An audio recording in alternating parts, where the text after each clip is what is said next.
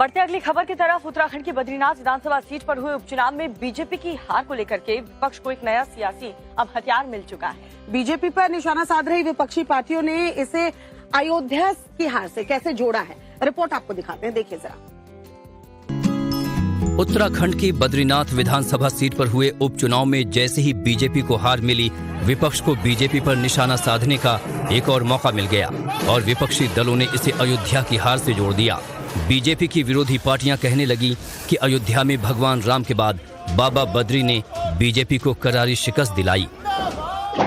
तो बीजेपी को समझ लेना चाहिए कि अब तो भगवान ही उनसे नाराज हो गए। क्यों हुए ये वो अपना गिरेबान में झांक कर देखिए। पहले अयोध्या जीते, बद्रीनाथ जीते, ये ईश्वर की कृपा है। अब आने वाले समय में पूरे देश में जीतेंगे, पूरे प्रदेश में जीतेंगे। विपक्षी नेताओं के इन तल्ख बयानों को सुना आपने। कैसे लोकसभा चुनाव में अयोध्या में मिली हार के बाद जब बीजेपी को एक और धर्मनगरी बद्रीनाथ में हुए उपचुनाव में हार का सामना करना पड़ा, तो विपक्ष को बीजेपी पर सीरियल अटैक का मौका मिल गया।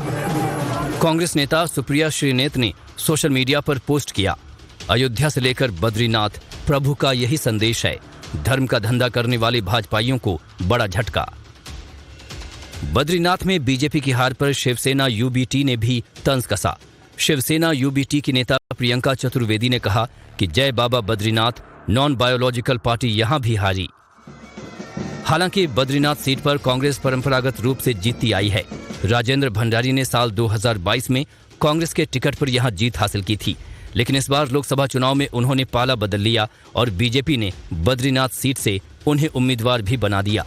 लेकिन राजेंद्र भंडारी लोगों का भरोसा जीत नहीं पाए और विपक्ष को तो इस हार को भी अयोध्या की हार से जोड़ने का मौका मिल गया। आपने देखा श्री रामचंद्र जी की धरती से एक पैगाम आया जिसमें उन्होंने मोहब्बत का पैगाम भेजा और इन लोगों को हराया। तो वो मर्यादा पुरुषोत्तम श्री रामचंद्र जी ने खुद ही एक मैसेज दिया पूरे हिंदुस्तान को। बद्रीनाथ में जैसे कि आप लोग जानती हैं, आप लोग कहते हैं कि वो बहुत बड़े धार्मिक स्थल है, बहुत बड़ा धार्मिक स्थल है और वहां पे भगवान वास करते हैं। तो बीजेपी को समझ लेना चाहिए कि अब तो भगवान ही उनसे नाराज हो गए। क्यों हुए ये वो अपना गिरेबान में झांक कर देखिए। वैसे तो 10 जुलाई को 7 राज्यों की 13 विधानसभा सीटों पर उपचुनाव हुए थे। इनमें से कांग्रेस ने 4, टीएमसी ने 4, बीजेपी ने 2, आप, डीएमके और निर्दलीय ने 1-1 सीटें जीती। इन चुनावी नतीजों से विपक्ष को उम्मीद है कि आने वाले दिनों में विपक्ष के अच्छे दिन आ जाएंगे। तभी तो राहुल गांधी ने ट्वीट किया, 7 राज्यों में हुए उपचुनाव के नतीजों ने स्पष्ट कर दिया है कि बीजेपी द्वारा बुना गया भय और भ्रम का जाल टूट चुका है। किसान, नौजवान, मजदूर, व्यापारी और नौकरी पेशा समेत हर वर्ग तानाशाही का समूल नाश कर न्याय का राज स्थापित करना चाहता है। अपने जीवन की बेहतरी और संविधान की रक्षा के लिए जनता अब पूरी तरह से इंडिया के साथ खड़ी है। जय हिंदुस्तान, जय संविधान। आने वाले दिनों में उत्तर प्रदेश की 10 विधानसभा सीटों पर भी उपचुनाव होने हैं। कांग्रेस के प्रदेश अध्यक्ष अजय राय ने तो इन नतीजों से फुल कॉन्फिडेंस में दिखे। उन्होंने दावा कर दिया कि इंडी अलायंस यूपी में होने वाले उपचुनाव में सभी 10 सीटें जीतेगा।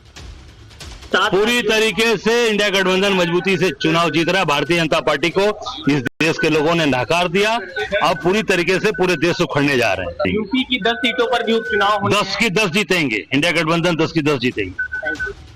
उपचुनाव में मिली मात को लेकर बीजेपी में मंथन चल रहा है। नए सिरे से समीकरणों को सेट किए जा रहे हैं, लेकिन इस बीच सवाल ये भी उठ रहे हैं कि क्या बीजेपी को दल बदलुओं के प्रति दरियादिली भारी पड़ गई? क्या चेहरों से भी ज्यादा बड़े स्थानीय मुद्दे बन गए?